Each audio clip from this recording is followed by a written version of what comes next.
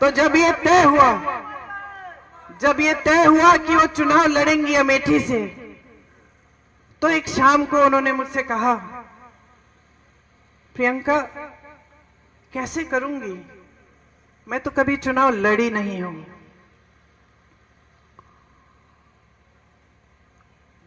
पलक नहीं झपकाई मैंने कहा, मां ये चुनाव मैं आपको लड़के दूंगी, आप आओ मत अमेठी, मैं अमेठी को संभालूंगी।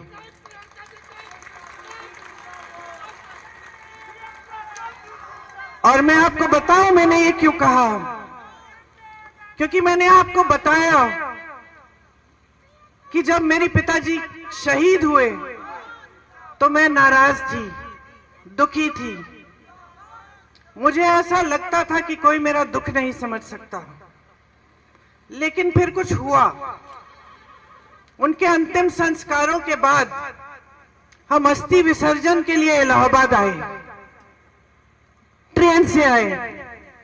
वो ट्रेन यहां अमेठी और रायबरेली से गुजरी। मैं बहुत दुखी थी, ट्रेन में बैठी थी, रात हो गई थी। ट्रेन यहां के स्टेशन पे रुकी। मुझे आज तक वो क्षण याद है।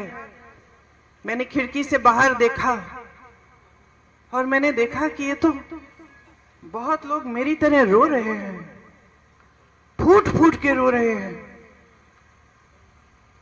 तो मुझे यह एहसास हुआ कि जो दुख मुझे महसूस हो रहा है वो तो यहाँ की जनता को भी महसूस हो रहा है। यहाँ के जो कार्यकर्ता थे, जो सारे इंतजार कर रहे थे बीच रात में कि राजीव जी को एक अंतिम बार देखेंगे, उनकी अस्थियों को देखेंगे, श्रद्धांजलि देंगे, उन सब के दिलों में वही दुख था जो मेरे दिल में था। आपने मेरे दुख के पल में आपने मेरा साथ दिया। मैं समझी कि मैं अकेली नहीं हूं इस दुनिया में, कि सिर्फ मुझे दुख नहीं हो रहा है, मेरे परिवार को दुख नहीं हो रहा है, सिर्फ मेरी मां टूटी नहीं है, मेरे भाई नहीं टूटे हैं, लेकिन अमेठी की जनता मेरे साथ रो रही है, क्योंकि उनका भी भाई, उनका बेटा चले गया। इसीलिए जब मां ने कहा कि अमेठी से चुनाव लड़ेंगी, तो बगैर हिचकिचाए मैंने कहा मैं लड़वाऊंगी, क्योंकि मैं जानती थी कि जब मैं यहां चुनाव लड़वाने आऊंगी तो मैं अपने परिवार के बीच आऊंगी।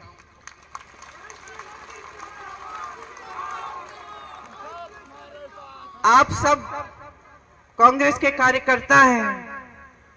आप में से बहुत चेहरे मैं पहचानती हूं। बुग्गी जी बैठे हैं उस समय, लेकिन आप कांग्रेस में नहीं थे शायद।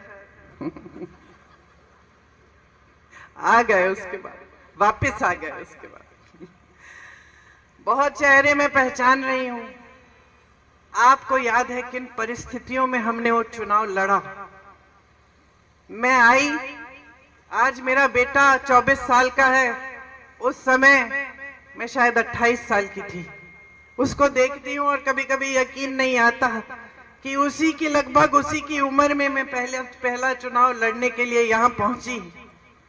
उस समय कैप्टन शर्मा सांसद थे। उन्होंने मुझे कहा, ये लो प्रियंका, मैं तुम्हें एक हीरा दे रहा हूं। और उनके साथ किशोरीलाल शर्मा खड़े थे। उन्होंने मुझे ये शब्द कहे, याद रखना ये आदमी वफादार रहेगा, और याद रखना जैसे ये काम करके दिखाएगा तुम्हें बहुत कम लोग मिलेंगे।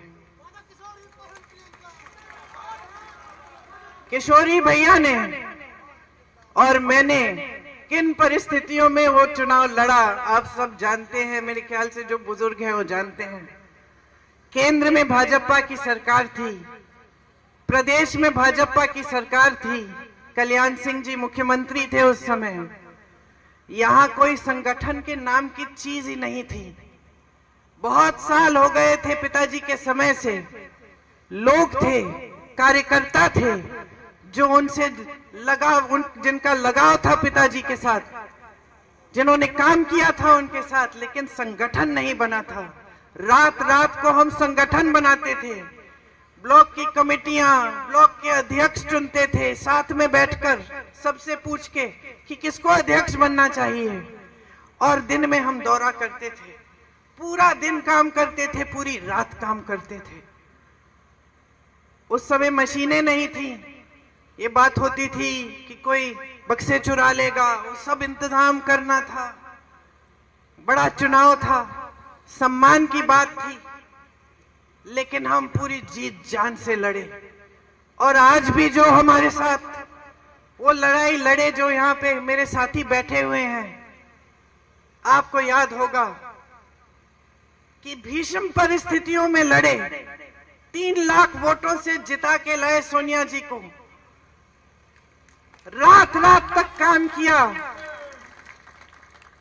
आंसू बहाए, कभी कभी हंसे, पीछे नहीं हटे काम करने से, एक सेना बनकर एक साथ लड़े। और तब से एक नया सिलसिला हमने कायम किया। सोनिया जी के समय में जब मैं अमेठी का देखभाल करती थी, तो मैंने बहुत चीजें समझी जो बचपन में समझनी मुश्किल थी। उस समय गर्मियों में आग लग जाती थी गांव में, हम लोग जाते थे किट देने के लिए। मुझे याद है एक गांव में एक आदमी, एक किसान आया मेरे पास, यूं करके उसके हाथ, उसकी धोती में उसने कुछ बांधा हुआ था। जब मेरे पास आया, उसने ऐसे मुट्ठी खोली, मुझे दिखाया, 500 रुपए के नोट थे, अध जले हुए, उसकी राख भी उसके हाथ में थे। उसने मुझे कहा कि मैंने अपनी बेटी की शादी के लिए रखे थे, सब जल गया, सब खत्म हो गया। मैंने गरीबों का दर्द समझा, किसानों का दर्द समझा। मैंने अपनी बहनों को समझा जब मैं उनके बीच में घूमी, और मैंने देखा कि किस तरह के संघर्ष कर रही हैं, किस तरह अपने बच्चों की परवरिश कर रही हैं। मेरी प्यारी बहन यहाँ खड़ी है, तुम्हारी कहानी याद है मुझे। तुमने पढ़ाई नहीं की थी, 8वीं तक शायद पढ़ाई की थी। तुम्हारी इच्छा थी कि तुम्हारी बच्ची बड़ी होकर पढ़ाई कराओगी अपनी बच्ची को, लेकिन तुम्हारे ससुर जी नहीं माने। सही है, ससुर जी नहीं माने तो चुपचाप से, सुनिए, चुपचाप से घर पे फॉल सिलने का काम किया। और जब कोई देख नहीं रहा था तो जाके वो फॉल दुकान में ले जाती थी और वो उससे थोड़ी सी कमाई कर लेती थी, किसी को बताया नहीं। जब परिवार ने कहा कि बेटी को नहीं पढ़ा सकते, रो मत,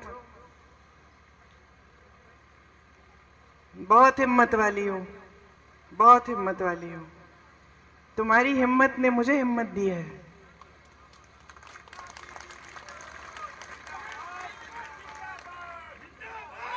जब परिवार वालों ने बोला कि नहीं, बच्ची को पढ़ाने नहीं देंगे, तब इन्होंने कहा मैं पैसे दूंगी, पढ़ाने दो।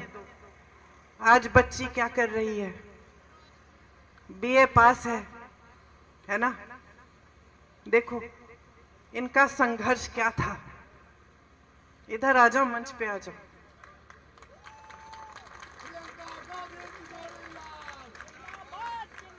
तुम्हारी जगह यहां है।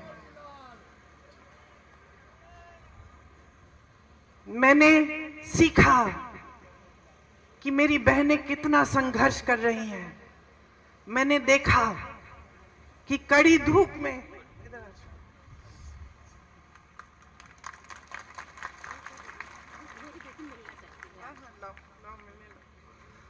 मैंने देखा कि कड़ी धूप में यहाँ का किसान कितनी मेहनत कर रहा है, हर संघर्ष का सामना कर रहा है, कमाने की कोशिश कर रहा है। बैठो ना, बैठो, मेरी जगह में बैठ जाओ, बिठा दो, पूछ जाओ कि कितना संघर्ष कर रहा है, कितनी मेहनत करता है सिर्फ अपने बच्चे को पढ़ाने के लिए, ताकि बच्चे का भविष्य मजबूत हो पाए। मैंने देखा कि यहाँ के गांव-गांव में मेरे पिताजी, मेरे परिवार के प्रति कितनी श्रद्धा है। रात रात तक हम यहाँ के रास्तों से गुजरते थे तो लालटेन लेकर बुजुर्ग लोग हमारा इंतजार करते थे। कभी कभी मेरा चेहरा देख के रो पड़ते थे कि राजीव भैया की बिटिया आई है। मैं समझी कि जनता की श्रद्धा का क्या मतलब होता है, कि उसका आदर करना चाहिए। मैंने देखा कि किस तरह से मेरी माताजी जब आई कैंप में जाकर बच्चों की आंखों में बूंद डालती थी, दवाई डालती थी, तो किस तरह से उनकी माताएं खुश होती थी। बेवाओं को देखा जब हम लोग कैंप लगाते थे, कितनी गरीबी में रहते थे और हम पेंशन देते थे। उस समय पेंशन मिलता था, बेवा पेंशन कहते थे उसको।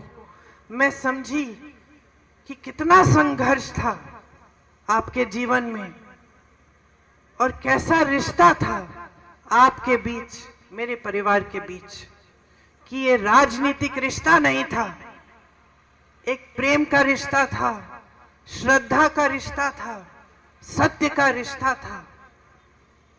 फिर भाई यहां आए, उनका भी चुनाव लड़वाया, सांसद बने, आपके लिए खूब काम किए, जहां जहां विकास ला पाए विकास लाए। लेकिन उसके बाद पूरे देश में एक नई तरह की राजनीति आई, एक राजनीति जो शायद हम जैसे लोग शुरू में समझ नहीं पाए, क्योंकि हमारी सभ्यता ही अलग थी, हमारी समझ ही अलग थी। हमें सिखाया गया था कि जनता के सामने झूठ मत बोलो, हमें सिखाया गया था कि जनता का आदर करो, हमें सिखाया गया था कि जनता सर्वोपरि है। और हम अपनी आंखों के सामने देख रहे थे कि एक नई राजनीति उभर रही है जो जनता के जज्बातों का इस्तेमाल कर रही है, सत्ता बटोरने के लिए जनता को गुमराह कर रही है। यहां अमेठी में आए ये लोग क्या समझेंगे, स्मृति जी क्या समझेंगी?